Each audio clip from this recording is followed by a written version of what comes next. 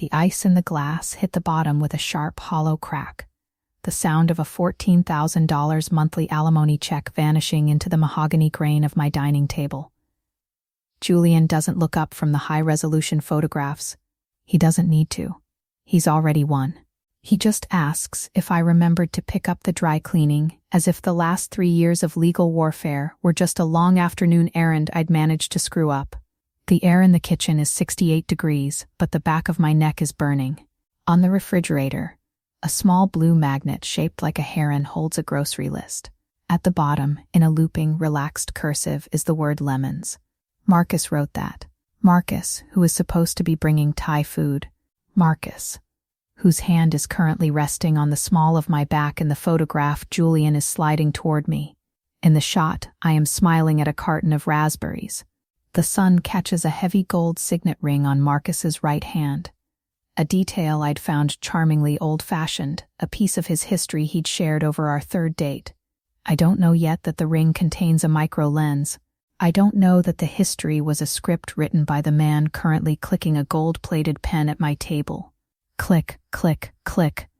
Julian points at the second photograph. This one is forensic. It's taken through the living room window at 3:45 a.m. It shows Marcus's boots by the door and his laptop charger plugged into the outlet behind the sofa. This isn't a snapshot. It's Exhibit A.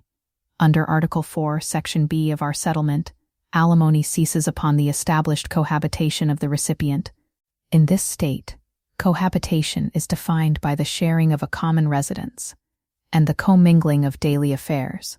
The laptop charger is the commingling. The boots are the residence. I sit down. The leather of the chair is cold against my thighs. I am looking at 12 photos that document the last 6 months of my life.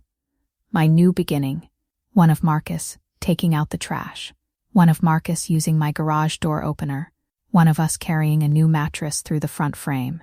Julian leans back, the front legs of his chair lifting off the floor. He looks rested. He looks like a man who has just finished a long, successful hunt and is now simply admiring the pelt.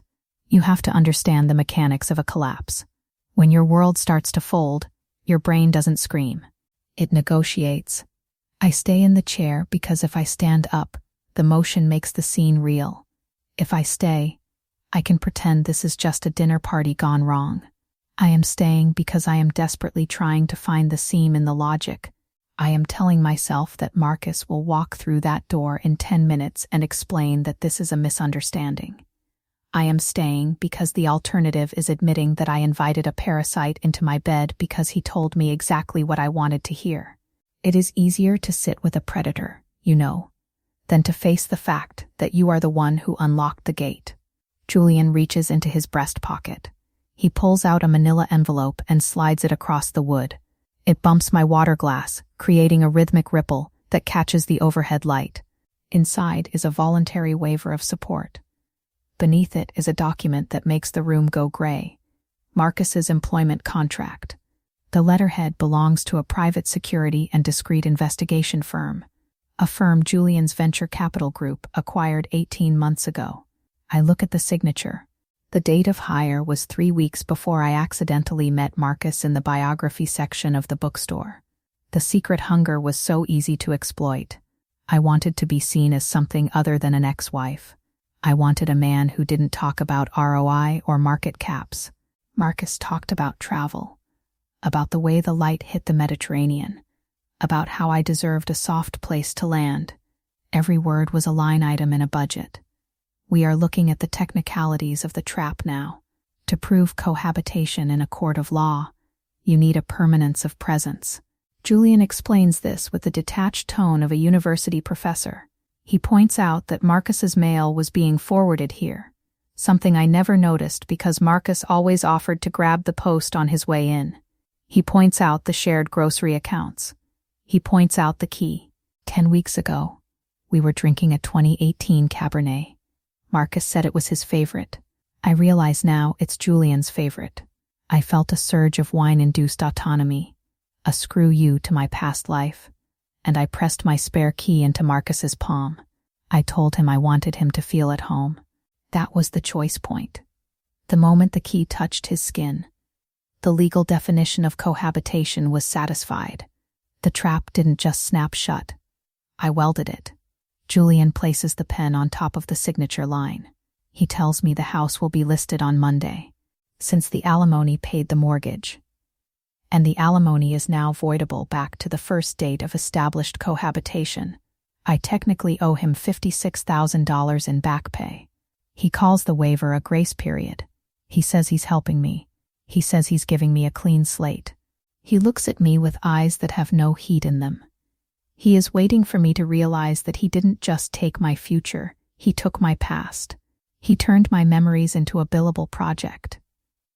You're sitting there thinking you'd fight, you'd call a lawyer, you'd scream. But Julian is the lawyers. Julian is the bank. And Marcus? I ask where he is. Julian checks his watch. He says Marcus is likely at the firm's headquarters, finishing his debrief and collecting his performance-based incentive. He tells me Marcus spoke very highly of my cooking. He says the charming stranger routine was a specialty. But Marcus actually found our conversations refreshing. I pick up the pen. It is heavy, balanced, and cold. I look at the heron magnet. I look at the word lemons. That tiny blue anchor of normalcy is the only thing left of the woman I thought I was becoming. I am signing my own eviction. I am signing away my safety.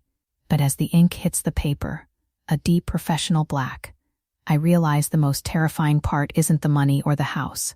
It's the realization that I am already planning how to tell my friends that Marcus and I just didn't work out. I am already protecting the ego of the man who ruined me. I sign the final page. Julian blows on the ink, his breath hitting the paper with a soft hiss. He tells me I can stay until Sunday. He says he'll even let me keep the mattress. After all, he says, standing up and straightening his tie in the reflection of the toaster, I've already paid for it twice. He walks out the side door. He doesn't lock it. Why would he? There's nothing left in here but a woman who just paid $500,000 for a 6-month hallucination. Now tell me the truth. If you were lonely enough, if the lie was told softly enough, you'd have handed over the key too. You'd have signed that paper just to make the silence stop. You'd have sold your soul for a soft place to land. Wouldn't you?